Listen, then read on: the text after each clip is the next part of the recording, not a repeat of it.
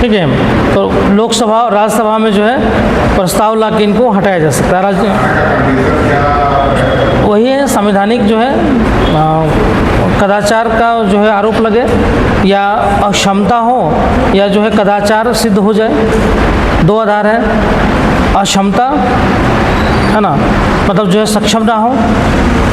मान लीजिए कि जो है अचानक से कोमा में चला गया, एक्सीडेंट हुआ, कोमा में चला गया हाईकोर्ट का। अब कोमा में चला गया तो खुद से हट नहीं सकता है, हटेगा नहीं ना, साइन कर ही नहीं सकता वो। लेकिन जब तक वो इस्तीफा नहीं देगा तब तक वो पद पे बना रहेगा। अब उसका ठीक होने का कोई अंदेशा ही नहीं है, तब ऐसी स्थिति में उसको हटाएंगे तब तो नए जजों को जो है नियुक्त करेंगे। तो ऐसी स्थिति में जो है उसको हटाया जा सकता है। संसद के दोनों सदनों में 2/3 सदस्यों के जो है बहुमत के आधार पर जो है उसको हटाया जा सकता है। क्लियर?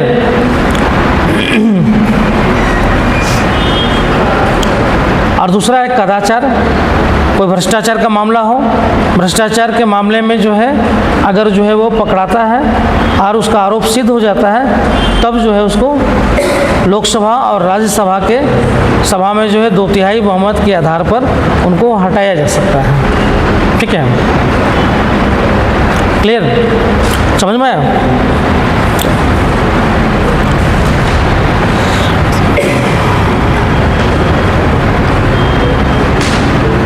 नेक्स्ट है स्थानांतरण का भी वही स्थिति है। ट्रांसफ़र जो किया जाता है राज्यपाल हाई कोर्ट के जजों का, वो कॉलेजियम के आधार पर ही किया जाता है। ठीक है, कॉलेजियम में जो भी जज होते हैं उन जजों के परामर्श के आधार पर जो है उनका ट्रांसफ़र होता है। बाकी जो है कार्यवाहक मुख्य न्यायाधीश, जैसे सुप्रीम कोर्ट में जो है राष्ट्रपति जो है कार्यवाहक जो है मुख्य न्यायाधीश जो नियुक्त करते हैं। कार्यवाहक समझते हैं ना, टेम्पोररी है ना। तो मान लीजिए मुख्य न्यायाधीश नहीं है, मतलब उनका समय पूरा हो गया। समय पूरा होने के बाद मुख्य न्यायाधीश का जो है अब उसमें खाली है, पद रिक्त है, तो जो है राष्ट्रपति जो है किसी उच्च न्यायालय के न्यायाधीश को जो है टेम्पोररी जो है कार्यवाहक जो है मुख्य न्यायाधीश बना सकते हैं।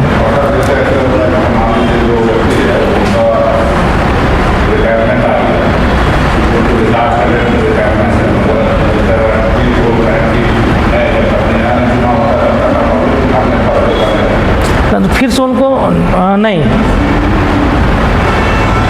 जब उनका एज पूरा हो गया तो ख़त्म कहानी, तो सेवानिवृत्त हो गए, उनको फिर से एक्सटेंशन नहीं दिया जा सकता है।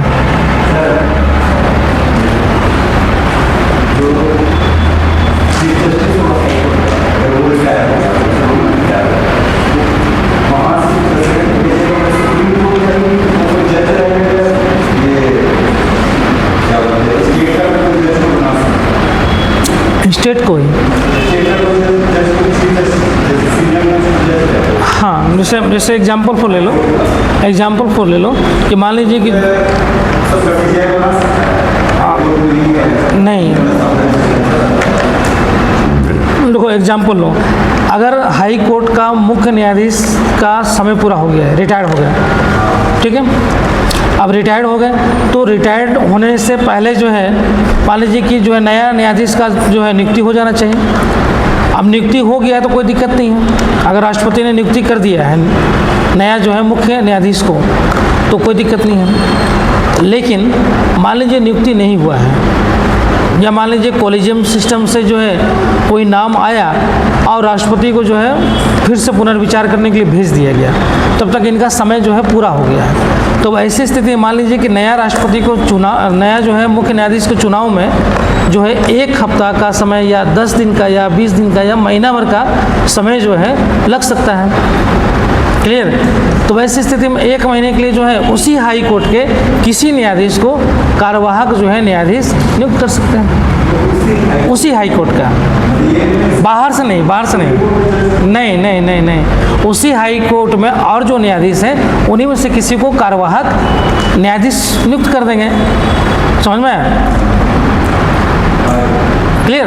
और चूंकि ऐसे भी उसी हाई कोर्ट के जज को जो है चूंकि बनना तो वही चाहिए, लेकिन चूंकि कोई नया नियुक्त करके भेज दिया जाता है, ऐसे तो होना चाहिए वरिष्ठता के आधार पर, लेकिन वो हो नहीं पाता है। सुप्रीम कोर्ट में तो यही चलता है, सुप्रीम कोर्ट में कोई बाहर से तो आता नहीं है, उसी में से जो वरिष्ठ होता है उसी को फिर मुख्य न्यायाधीश नियुक्त करने का प्रोसेस होता है।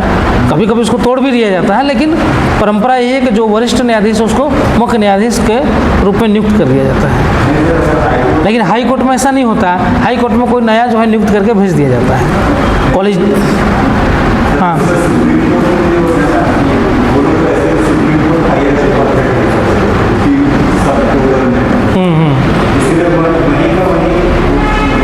प्रमोट करता है। हाँ,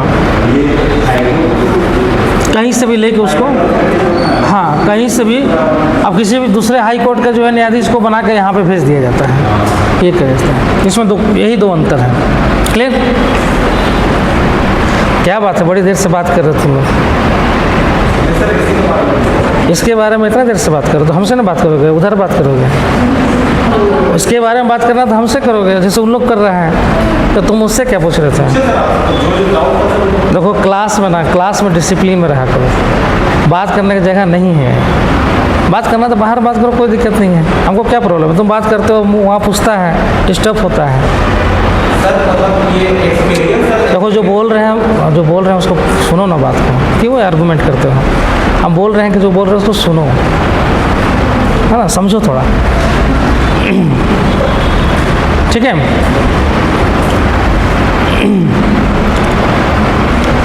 चलो नेक्स्ट उसी तरीके का है अतिरिक्त न्यायाधीश, ठीक है।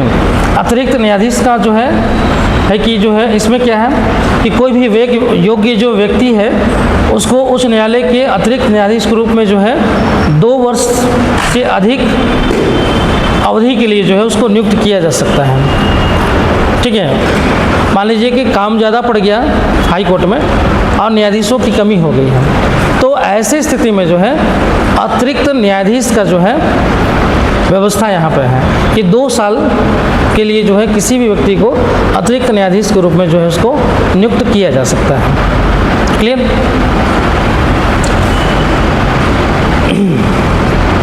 लेकिन जो है वो तभी हो सकता है जब वो 62 वर्ष से कम का हो। 62 वर्ष पूरा हो जाएगा तो वो नहीं रहेगा, ठीक है। हाँ, 62 वर्ष तक ही आयु प्राप्त कर लिया तो उसका फिर रिटायरमेंट हो जाएगा, ठीक है।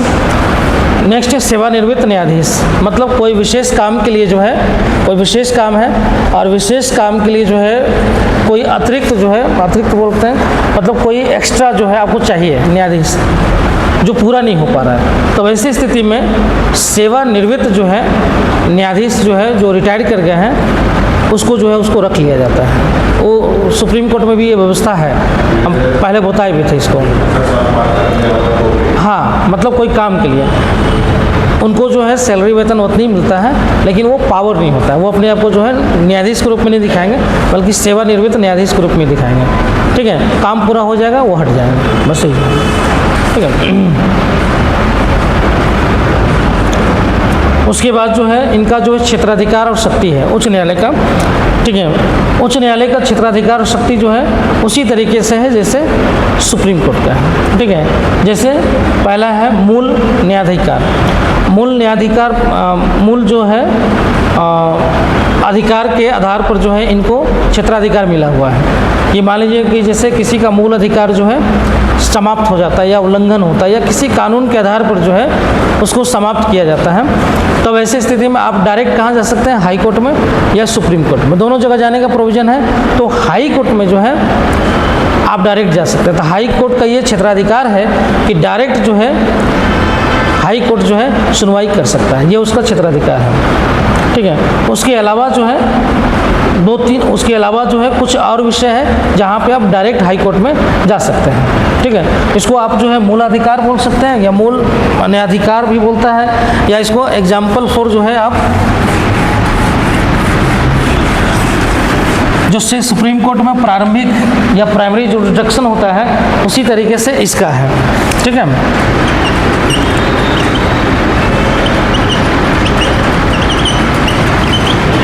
ठीक है, मूल न्यायाधिकार जो है इनका जो है तो एक तो है कि ये मूल न्यायाधिकार क्या होता है, ये जो है सीधे आप मूल अधिकार के ये डायरेक्ट आप जो है इसमें क्या है कि डायरेक्ट आप जो है हाई कोर्ट में आप जा सकते हैं डायरेक्ट, ठीक है। पहला जो है इसमें डायरेक्ट में जो है पहला है कि फंडामेंटल राइट का अगर जो है उल्लंघन होता है तो आप डायरेक्ट जो है हाई कोर्ट में जा सकते हैं, ठीक है। दूसरा है कि जो है संसद या और राज्य विधानमंडल के सदस्यों से संबंधित संसद या राज्य विधानमंडल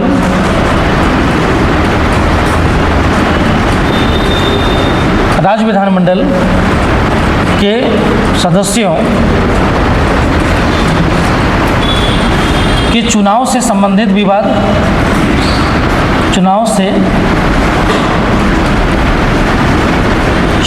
अगर विवाद है, ठीक है, तो उस मामले में भी आप डायरेक्ट जो है जा सकते हैं, ठीक है।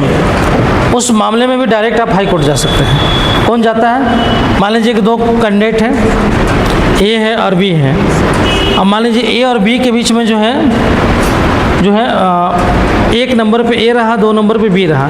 बी को लगता है कि ए ने जो है धांधली करके जो है चुनाव जीत लिया है। मान लीजिए कि जो है एक अभी केस अभी गया हुआ है, शायद 84 या 85 जो है वोट से जीता हुआ महाराष्ट्र का केस है। एक सांसद जीता है बीजेपी का जो 84 वोट से जीता है, समझ में, महाराष्ट्र का है 84 वोट से। तो वहाँ पे कांग्रेस का जो है जो हार गया, वो हाई कोर्ट में जो केस किया हुआ है कि जो है इसको फिर से रिकाउंटिंग किया जाए, क्योंकि 84 वोट जो है ये बहुत कम मार्जिन में है और चूंकि इसमें लगता है उसको धांधली करके उसको जिताया गया है। सर ये वाला नगर निगम वाला जो चुनाव था सर इंदौर में उसका जो सेम था, बिल्कुल में क्या था?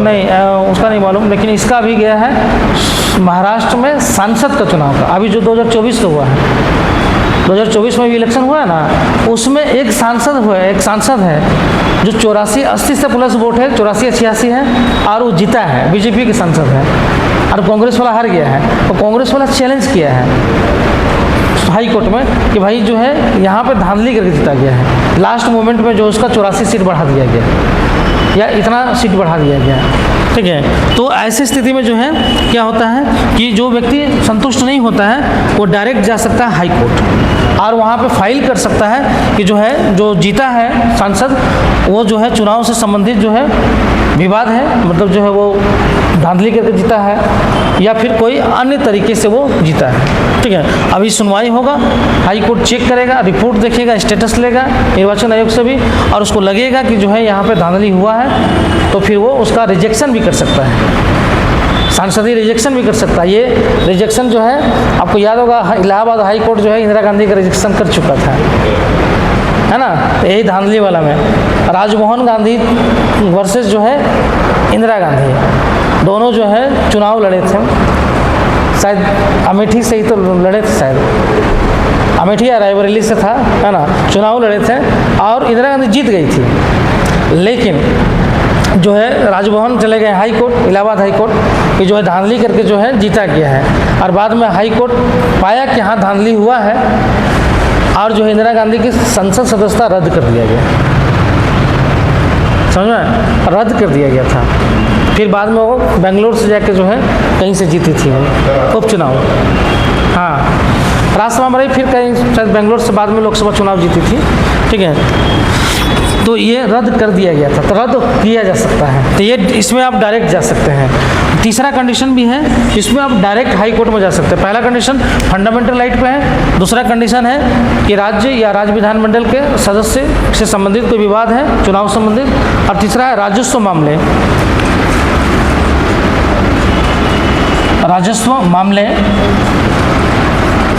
है ना, राजस्व मामले या राजस्व संग्रहण में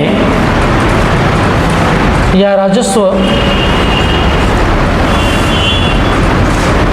संग्रहण, ठीक है। तो राजस्व मामले और राजस्व संग्रहण से संबंधित कोई मामला है तो भी आप जो है से संबंधित मामला तो भी जो है आप जा सकते हैं, कहाँ, डायरेक्ट जो है हाई कोर्ट में। क्लियर। 3 मामला है, फंडामेंटल राइट, चुनाव से संबंधित और राजस्व से संबंधित या संग्रहण से संबंधित कोई मामला है तो डायरेक्ट आप हाई कोर्ट में डाल सकते हैं, ठीक है। उसके अलावा भी 2-3 मामला और है, जैसे संविधान की व्याख्या से संबंधित कोई मामला हो, ठीक है,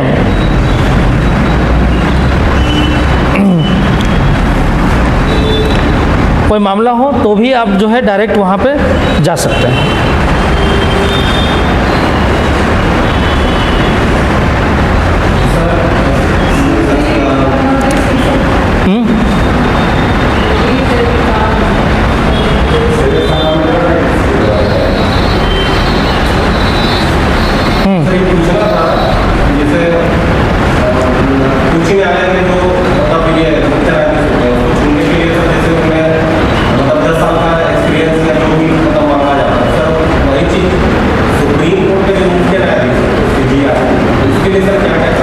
उसका तो बताया था, रिवीजन नहीं किया हो। सुप्रीम कोर्ट का तो पढ़ा है ना जी, उसमें बताया 5 साल, या तो 5 साल का हाई कोर्ट का कोई जज होना चाहिए, या फिर सुप्रीम कोर्ट में एडवोकेट 5 साल प्रैक्टिस हुआ हो, वो जो है एडवोकेट बनने के लिए है। बाकी तो देखो, बाकी तो एक चीज़ तो सिंपल से बात है कि कोई भी सरकारी पोस्ट अगर तुमको हायर करना है, धारण करना है, तो एक चीज़ तो हमेशा याद रखो, भारत का नागरिक एक है, दूसरा एज का, ये 2 हमेशा सब में रहेगा।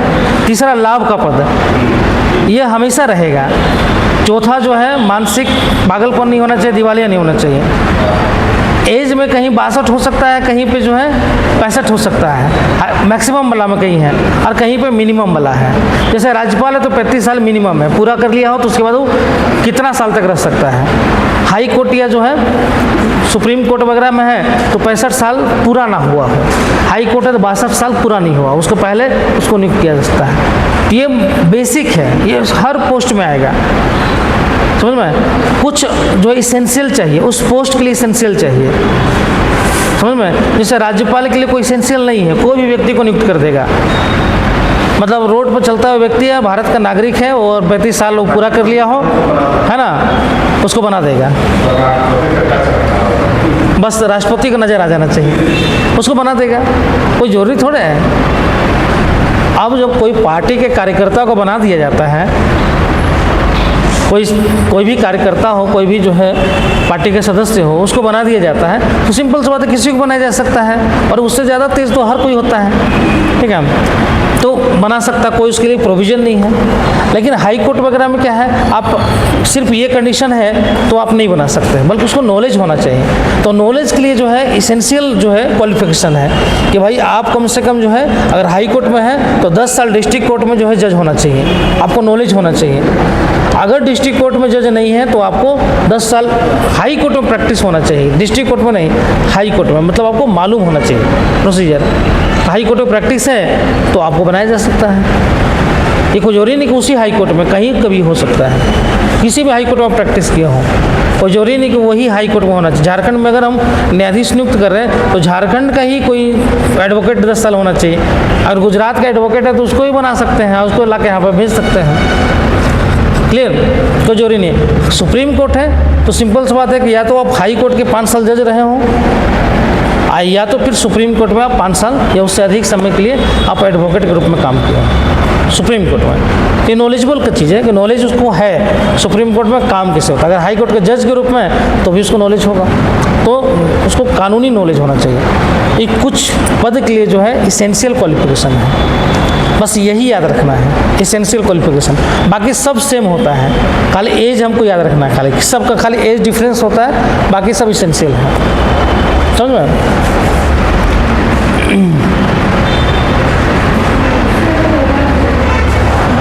हाँ, इधर से क्या पूछे थे, रिट का जो है क्षेत्राधिकार जो है, सिंपल सी बात है, रिट में जो है बोला गया है आर्टिकल 32 में रिट का व्यवस्था दिया गया है।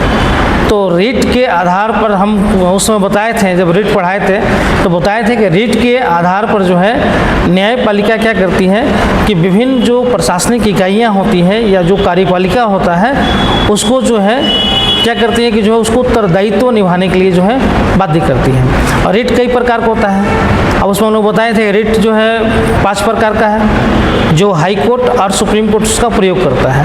आर्टिकल 32 के तहत जो है हाई कोर्ट प्रयोग करता है, आर्टिकल 226 के तहत जो है हाई कोर्ट प्रयोग करता है। ठीक है, हाँ 226 में हाई कोर्ट के प्रोविजन दिया गया है। अब हाई कोर्ट जो है, तो हाई कोर्ट का जो रिट का अधिकारिता है वो बहुत व्यापक है। सुप्रीम कोर्ट का जो रिट का अधिकारिता है वो सिर्फ मूल अधिकार में है। किसी का मूल अधिकार अगर उल्लंघन होता हो या कोई एजेंसी के माध्यम से, कार्यपालिका के माध्यम से या व्यक्ति के माध्यम से या प्राइवेट एजेंसी के माध्यम से भी अगर फंडामेंटल राइट का उल्लंघन हुआ हो तो वहाँ पर आप सुप्रीम कोर्ट अपने रिट अधिकारिता का प्रयोग करता है। जैसे एग्जाम्पल फॉर जो है बंदी प्रतीक्षित, जिसको हम बोलते हैं हैवियस कॉर्पस। तो उसमें है कि अगर किसी को अवैध रूप से बंदी बना लेता है, अवैध रूप से बंदी समझते हैं, मान लीजिए कि आप जा रहे हैं, आपने कुछ नहीं किया है और पुलिस आपके पास आती है, आपको अरेस्ट करके जेल में ले जाती है, थाने में बंद कर देती है। आप पूछते हैं कि क्यों, तो बोला कि आपने मर्डर किया है।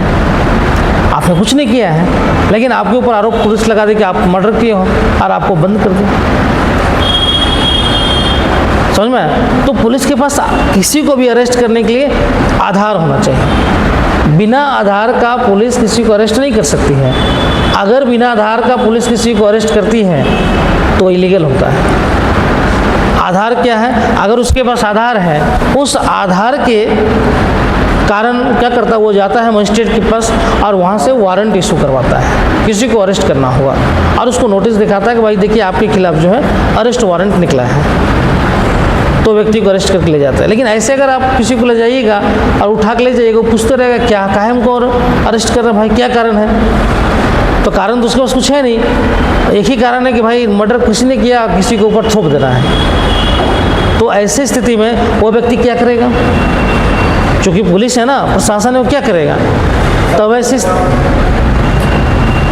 ऐसी स्थिति में वो क्या करता है कि सीधे जो है हाई कोर्ट या सुप्रीम कोर्ट पहुंच जाता है और वहाँ पर अपील करता है कि मेरे परिवार को, या हम खुद वकील को करेंगे और बोलेंगे कि भाई जो है आप केस फाइल कीजिए। वहाँ पे वकील मेरा जाएगा और डालेगा कि जो है इस व्यक्ति को अवैध रूप से पुलिस ने गिरफ्तार कर दिया। तो जब वहाँ पे जाएगा तो फिर उस हाई कोर्ट या सुप्रीम कोर्ट जो है पुलिस को जो है नोटिस भेजेगी कि आपने उस व्यक्ति को गिरफ्तार जो किया है, आप उसको न्यायालय के समक्ष हाजिर कीजिए। आप न्यायालय में ले जाएंगे, आप कारण पूछेगा कि भाई आपने इसको क्यों गिरफ्तार किया, कारण बताओ। अगर कारण बता देता है, बोलता कि वारंट इशू था, कारण बता देता है तो ठीक है। अगर नहीं है कारण तो छोड़ने का आदेश देता है। समझ में? तो किसी भी व्यक्ति को न्यायालय में हाजिर करना पड़ता है और फिर पुलिस क्या करती है, वहाँ पे आधार देती है कि भाई इस व्यक्ति का जो है हमको क्या चाहिए, इस व्यक्ति का जो है कस्टडी चाहिए। कस्टडी नहीं मिला तो न्यायिक हिरासत में भेज दिया जाता है। दो ही आधार होता है, या कस्टडी पुलिस कस्टडी में जाएगा रिमांड में, या तो न्यायिक कस्टडी में चला जाता है। न्यायिक कस्टडी में भी जाने के लिए वैध गिरफ्तारी होना चाहिए, कारण होना चाहिए। कारण नहीं है तब गिरफ्तार करके नहीं रख सकते हैं। जैसे मान लीजिए हेमंत सोरेन को गिरफ्तार किया गया तो कारण दिया गया कि जो है इन मामलों में इनको आरोपी बनाया गया है। कि कैसे आरोपी बनाया गया है ये बाद में साबित होगा, लेकिन आरोपी बनाया गया है, इस आधार पर उनका जो है गिरफ्तारी किया गया। अब गिरफ्तारी के खिलाफ जो है विरोध करने के लिए पहुंचता है वकील कि भाई इनका गिरफ्तारी बेकार किया गया है, कोई सबूत नहीं है इनके पास। लेकिन पुलिस जो अपना तर्क देती है कि भाई हमारे पास ये आधार है और इस आधार पर जो हम गिरफ्तारी किए इनका, और हमको रिमांड चाहिए इनसे जो है और अधिक जानकारी के लिए। तो कोर्ट जो है रिमांड पे भेज दिया गया। रिमांड पे कई बार भेजा गया। रिमांड पे भेजने के बाद जो है न्यायिक हिरासत में भेज दिया और तब तक जो है ईडी जो है रिपोर्ट चार्जशीट तक दाखिल नहीं कर पाई। चार्जशीट जो है वो आरोप होता है। आरोप जो है वो अब कोर्ट में दायर कीजिएगा, फिर उसमें जिरह होगा कि वो आरोप सही है कि गलत है, उसमें जो है फिर तर्क वितर्क होता है। तो आरोप तक अभी तक नहीं साबित कर पाई। इन्होंने बोला कि भाई अभी तक ईडी ने आरोप नहीं तय किया, इनके पास कुछ है ही नहीं बोलने के लिए, और मेरे जो है क्लाइंट को जो है जेल में बंद करके रखा हुआ है, जमानत दे दीजिए, आरोप सिद्ध करते रहिए, कहाँ जा रहे हैं हमारे क्लाइंट। तो इस आधार पर जब देखता है हाई कोर्ट तो जमानत दे देता है। अभी हेमंत सोरेन को जमानत मिल गया। जमानत मिलने के बाद जो है ईडी पहुंच गई सुप्रीम कोर्ट। सुप्रीम कोर्ट भी खारिज कर दी। परसों, शायद परसों, हाँ परसों ही तो सुप्रीम कोर्ट भी खारिज कर दी कि जमानत जो है याचिका पर जो है इसको रोकने के लिए सुप्रीम कोर्ट ईडी चली गई थी कि हाई कोर्ट ने जो जमानत दिया है इसको कैंसिल कर दो। लेकिन सुप्रीम कोर्ट खारिज कर दी कि हाई कोर्ट ने जो जमानत दिया वो विचार करके दिया है, इसलिए पिटीशन खारिज। तो मतलब है कि अब जमानत जो है हेमंत सोरेन को मिला रहेगा। अब जो है ईडी को क्या करना है, प्रूव करना है कि जो आरोप लगाया गया है वो हेमंत सोरेन ने किया है। अब ये केस चलेगा। व्यक्ति जब गिरफ्तार रहता है तो फिर उसको सज़ा भी साथ साथ मिलता है, लेकिन जब वो बाहर निकल जाता है, केस चलता है, तो उसको फ़र्क नहीं पड़ता। जैसा अभी अरविंद केजरीवाल के साथ है, उसको जमानत नहीं मिल रहा है और दोनों जगह से खारिज हो गया। क्यों? क्योंकि उसके खिलाफ जो है आधार है ईडी के पास और वो जमानत नहीं होने दे रहा है कि जमानत हो जाएगा तो ये जो है सबूतों के साथ इधर उधर कर देगा, तो नहीं करने दे रहा है। तो डिपेंड करता है किसका केस कितना मजबूत है, उस आधार पर जमानत मिलता है और नहीं मिलता है। ठीक है, तो वही रीट है। तो रीट में जो है हाई कोर्ट का रीट का अधिकार जो है बहुत व्यापक है, हर मामले में रीट वो जारी कर सकता है। अगर एक लाल बत्ती भी खराब हो जाता है ना तो रीट जारी कर देता है सरकार को नोटिस। रीट मतलब क्या, आदेश। सरकार को आदेश दे सकता है कि भाई यहाँ का जो है ट्रैफिक लाइट क्यों ख़राब है, क्यों ट्रैफिक लाइट ख़राब होने के कारण जो है पूरा सड़क ट्रैफिक जो है जाम हो जा रहा है, सरकार जो है इसको ठीक करे। तो हर मामले में वो रीट दे सकती है। रीट जारी करने में हाई कोर्ट को बहुत व्यापक अधिकार है, मूल अधिकार के साथ साथ अन्य मामलों में भी रीट जारी कर सकते हैं। इसलिए हाई कोर्ट देखते हैं सरकार को जो है हर मामले में रीट जारी कर देता है।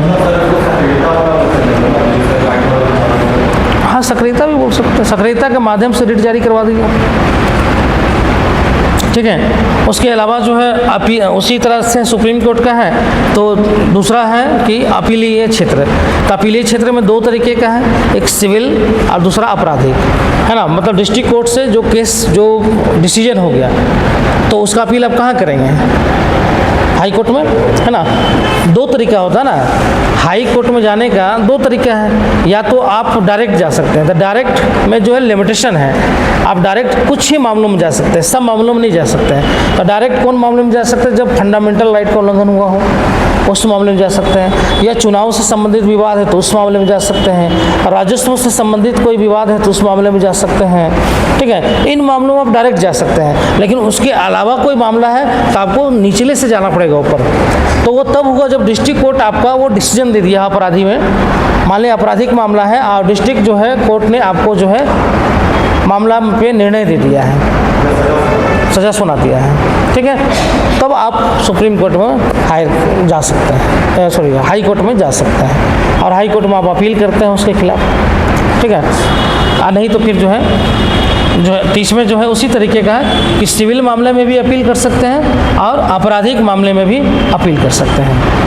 ठीक है, उसके अलावा जो है पर्यवेक्षी क्षेत्राधिकार इसका एक होता है, मतलब पर्यवेक्षक के रूप में, मतलब सुपरविजन या सुपरवाइजर के रूप में जो है हाई कोर्ट जो है ये करता है। बोला जाता है कि उच्च न्यायालय को अपने क्षेत्रीय अधिकार क्षेत्र में, मतलब जो उसका जुरिडिक्शन है उस अधिकार क्षेत्र में सभी न्यायालयों और न्यायाधिकरणों पर अधीक्षण का अधिकार है।